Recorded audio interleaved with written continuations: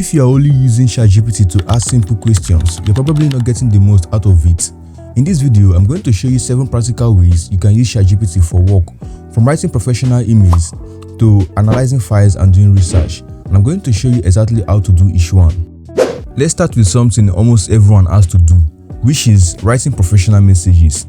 Instead of staring at a blank screen, you can give ChatGPT your rough thoughts and let it organize them. And notice that I didn't just say write me an email. I gave ChatGPT the situation, the original message, and the tone I wanted.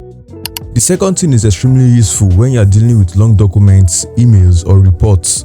Instead of reading everything immediately, you can use ChatGPT to extract the important information. This is much more useful than simply asking for a summary, because I'm telling ChatGPT exactly what information I need from the document or email. Number 3 is something even more useful. You don't only need ChatGPT to summarize a document. Sometimes you only need a specific information from it. So instead of manually searching through the entire document, I can ask ChatGPT to extract exactly what I need and organize it for me. Number 4 is research. If you have ChatGPT search tool available, you can ask it to research a topic and provide sources instead of relying only on its existing knowledge. Take a look at this. The important part is that I'm asking for sources, not just an answer. That gives me something that I can actually check on.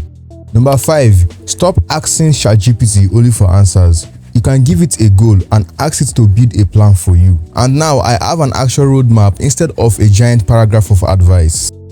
Number 6 is one a lot of people don't realize ChatGPT can actually do, which is to analyze data. So instead of manually calculating everything, I can ask ChatGPT to analyze the data and visualize the results, which I think it is pretty cool for a chatbot to actually do this.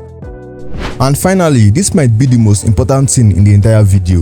The quality of ChatGPT response often depends on the quality of the information you give it. You can clearly see the difference between the first prompt and the second prompt. The second prompt gave ChatGPT a role, a target audience, a specific goal, a tone, and instructions for the results. So don't focus only on finding some magical prompt. Learn how to give ChatGPT enough context to understand what you are trying to accomplish. So guys, if you be only using ChatGPT to ask simple questions, try one of these methods today and you immediately see the difference. If you found this useful, do it to like and subscribe, and if at all you have any questions, put it in the comment section. Bye for now.